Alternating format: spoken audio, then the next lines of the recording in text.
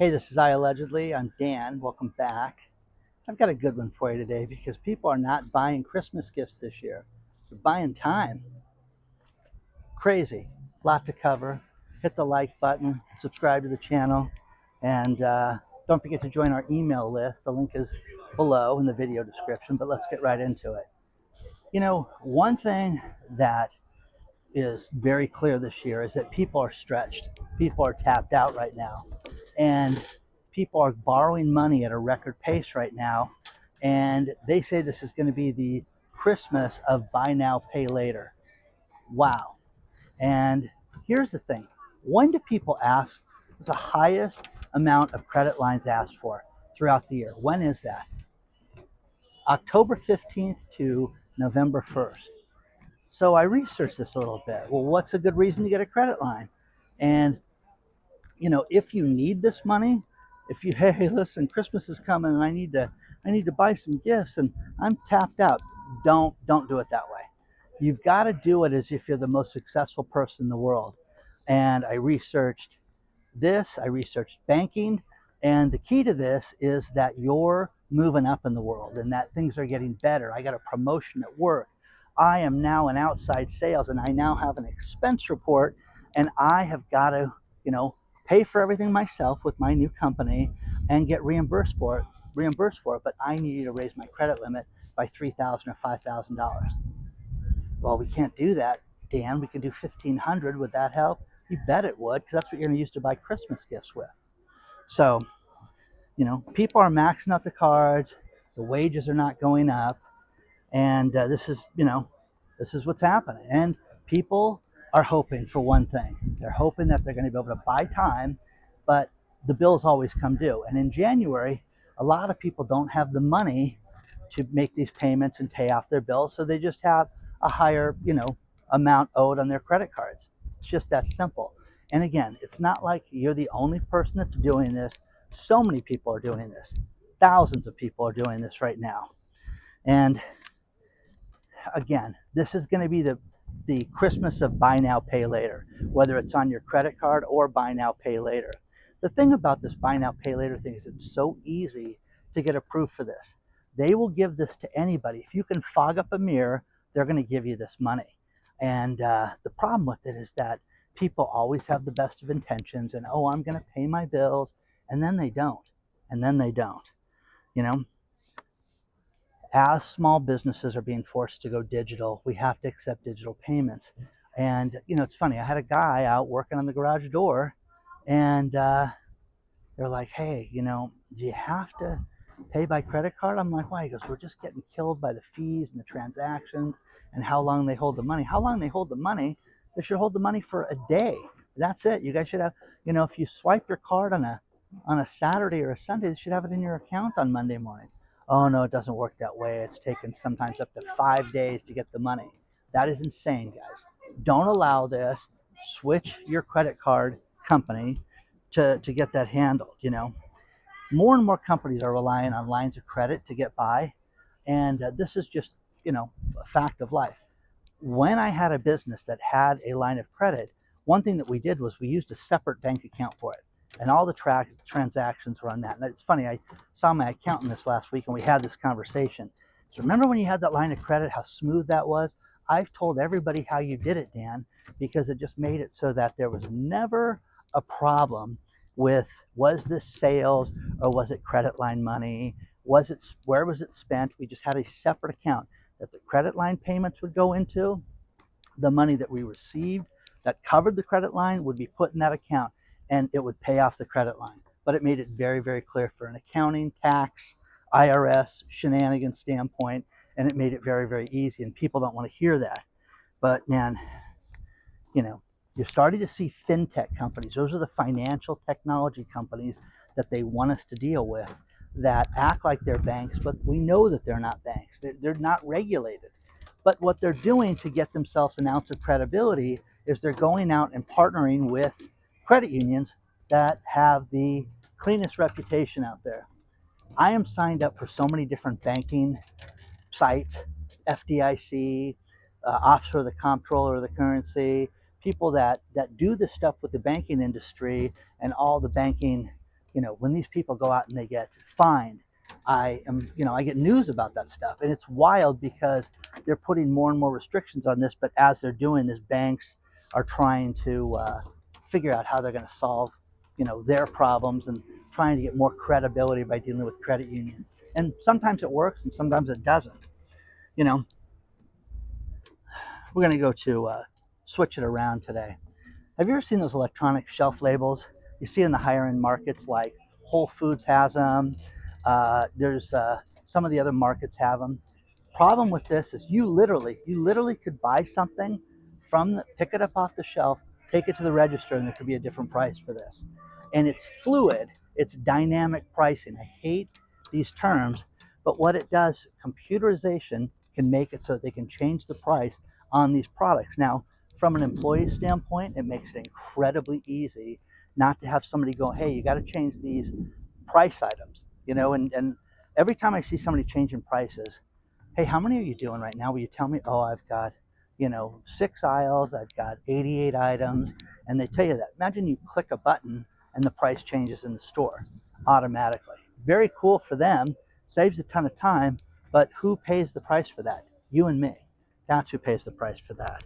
So, just like I said, one customer could see $4.99 and the next sees $5.49. Hidden inflation at your fingertips. Is regulation going to slow this down? Are they going to make it so that the price you have is good for a certain amount of time? Who knows? Who knows? No, none of us feel good about this stuff. We're getting ripped off. We're being told inflation is so low, unemployment's so low, but it's not. Everything is bad right now, and it's just difficult to deal with. So, consumer are pulling back from their spending, and they're not spending money this year. And when they do, they have to borrow it. And still, there's a tremendous amount of people right now that are spending money with credit for food items, going out to dinner. And again, I have credit cards. I use my credit cards. I pay them off at the end of the month. But I have one for business, one for personal use. And like I said, I talked about that with the accountant. So, if a certain card is swiped, I know that it gets swiped. If there's auto repairs for one of the company vehicles, I know about that. I know that it goes into that account and that card is used. That's just the way you should do it, because if you want to make it easy on yourself when you give statements and year-end accounting to your accountant, you should do that. Plus, the other thing, we've talked about this, have multiple meetings with your tax preparer every year. You have to. And people sit there and say, well, why would I do that? Now, if you're on a fixed income, you have one job, one source, your deductions are limited, don't waste the money on that. Just go get your taxes done and deal with it. The rest of us that have write-offs, and maybe you have a consulting business, you have a side gig, or you sell things that you're supposed to be paying taxes on, make sure you're collecting the tax that you're supposed to collect. Make sure you're doing the things you're supposed to do so that you're not getting yourself in any trouble at all. We're seeing a lot of problems with these mobile restaurant only.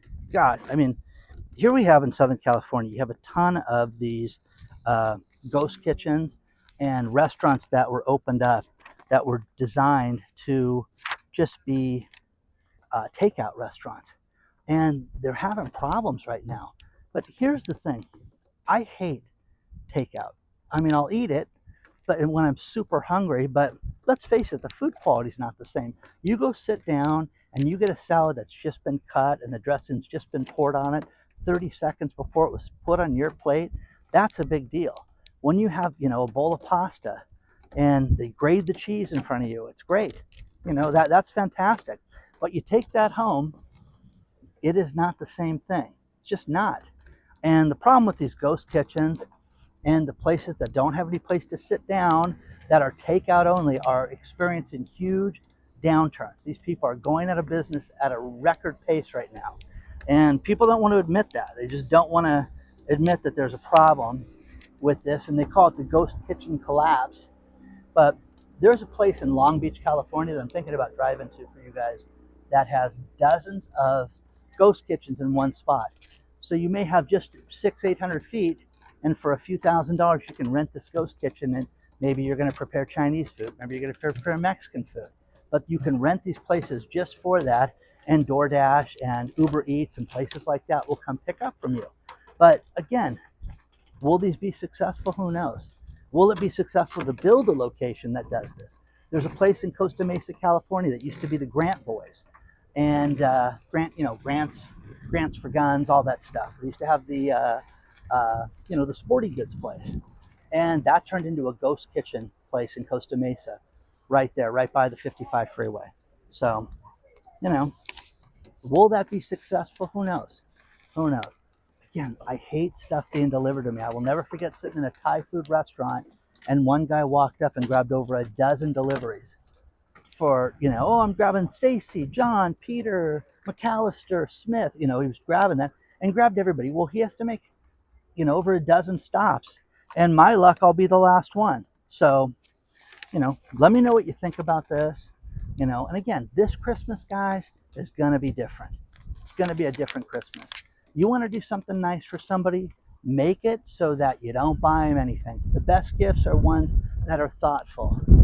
I'm telling you that. I love doing nice things for people. I love doing thoughtful things for people.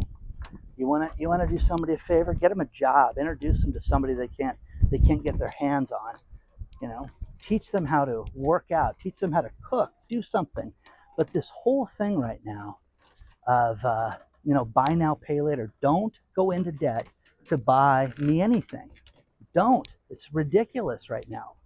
It is utterly ridiculous. And the Christmas of buy now, pay later, it's horrible to think about. And I'm so sad that people are this tapped out. We don't have the real estate numbers yet for this season, and they're trying to make it sound like, oh, it's fantastic. Houses are just moving. They're not moving. You've got areas like Las Vegas, and by the way, 2 days ago in Las Vegas had a massive flood. And I talked to my daughter who does a lot with Formula One. I was like, could you imagine if that flood happened during the race? That would be insane. I mean, would I love to see that? Yeah, but it would just be crazy. So a little bit more to cover. And again, let me know what you think about this stuff so far. How far in debt will you go to get somebody a Christmas gift? Let us all know.